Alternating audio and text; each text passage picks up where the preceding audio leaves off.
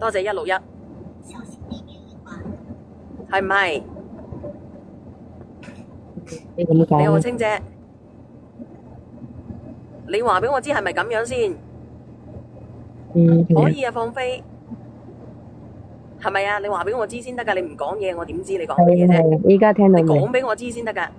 係啊，我而家聽到啦。嗱，我嘅意思即係話，佢除咗搞嘢，其他啲時間咧，佢都唔會揾你嘅，會逃避你嘅，係咪？係，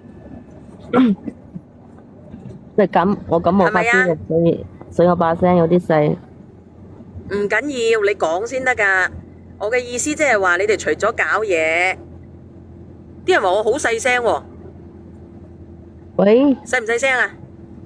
我細唔細聲啊？阿有梁仔，冇聽到我係細聲係咪啊？嗯我聽唔到先。我聽嗱，阿姐姐，我已經講咗俾你知啦。你除咗俾佢屌屌嘅時候咧，會日得閒，其他啲時間咧，佢都唔會俾你見嘅，係咪咁嘅意思？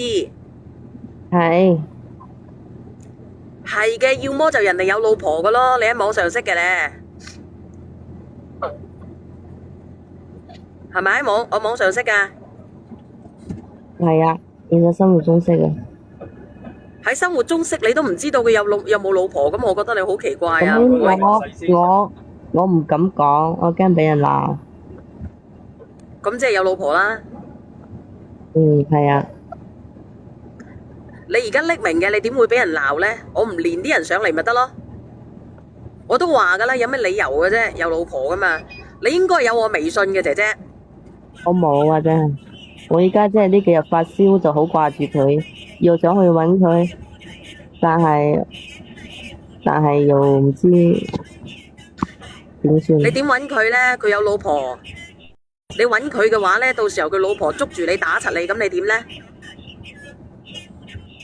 我而家最驚嘅唔係呢啲，我驚佢唔理我，離開我。佢肯定會離開你，因為你日日發信息呢，佢會煩嘅。所以依家佢叫我冇發信息俾佢，咁我依家都唔發啦。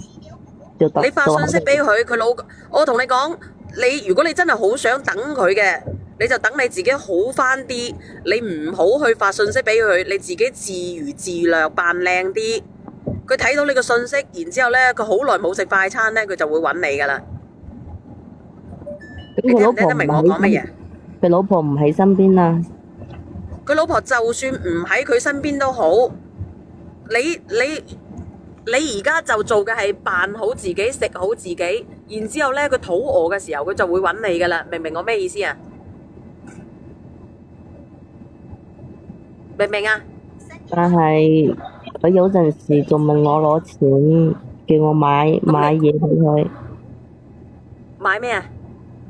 買啲濕碎嘢咯，反正煙啦，一條煙啦，或者咩食嘅嘢啦，宵夜啦，或者咩嘢。咁我又問你啦，咁你咁你覺得佢值唔值啊？你買條煙俾佢，買啲宵夜，然之後呢，佢會攪攪你，你喺佢身上得到嘅情緒價值高啊，定係買嘢？嗱，你想食呢個人呢，食呢嚿豬肉呢，食呢嚿臘肉呢，你就要付出，你明唔明啊？你覺得唔值嘅啊？唔值條煙錢嘅，唔值嚿嘢嘅，你就唔好要，就係咁簡單。我覺得我有啲辛苦咯，因為錢梗係辛苦啦，因為你愛佢多過佢愛你噶嘛。你愛佢啊，你在乎佢啊，佢根本都唔在乎你。佢覺得呢，佢為你付出咗情緒價值，你就要為佢貢獻啊，好似啲宵夜啊咁樣咯。你覺得呢啲格格靚仔啊，定係佢靚仔啊？你周邊有冇男人溝你啊？有，但係我比較中意嗰種對我比較冷漠嘅人。冷漠嘅人啊？係啊。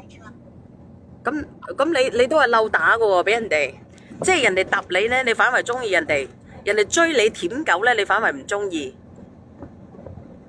差唔多就係咁咯。咁你即係自找苦吃㗎啫喎，姐姐，冇人救得到你。